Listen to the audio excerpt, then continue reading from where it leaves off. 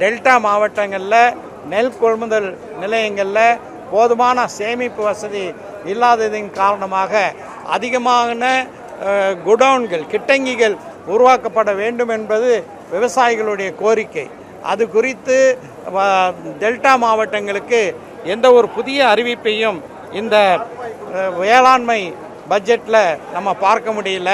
தார்பாய் பெரிய விஷயம் இல்லை, ஆனால் நிரந்தரமாக மழையிலிருந்து காப்பதற்காக வேண்டியான குடவுன்கள் அதிகரிக்கப்பட வேண்டும், சேமிப்பு கிட்டங்கிகள் எண்ணிக்கை அதிகரிக்கப்பட வேண்டும். அதை பற்றி எந்த அறிவிப்பையும் நம்ம பார்க்க முடியல.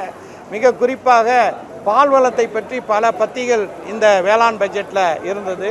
ஆனால் இன்றைக்கு பார்த்தீர்கள் என்றால் ஆவின் இந்தியாவிலேயே ஒரு முன்னோடி நிறுவனமாக அரசின் பால் உற்பத்தி நிறுவனமாக செயல்பட்டுச்சு.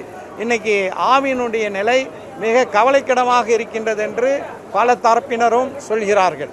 என்ன காரணம் என்றால் தனியார் பால் உற்பத்தியாளர்கள் அவர்களுக்கு சந்தையில் அதிகமான விலை கிடைக்கின்றது.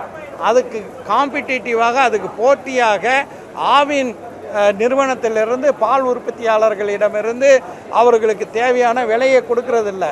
அதனால் ஆவினுக்கு வரக்கூடிய பால் தனியாருக்கு போகின்றது.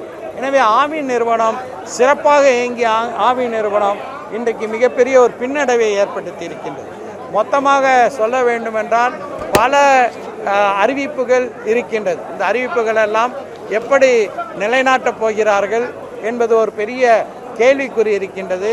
மற்றதெல்லாம் விடட்டும், தேர்தல் அறிக்கையில் சொன்ன வாக்குறுதிகளை, வேளாண் தொடர்பாக சொன்ன வாக்குறுதிகளை ஏன் இந்த அரசு நிறைவேற்றவில்லை என்பதுதான் டெல்டா விவசாயிகளுடைய மிகப்பெரிய ஒரு கேள்வியாக இருக்கிறது.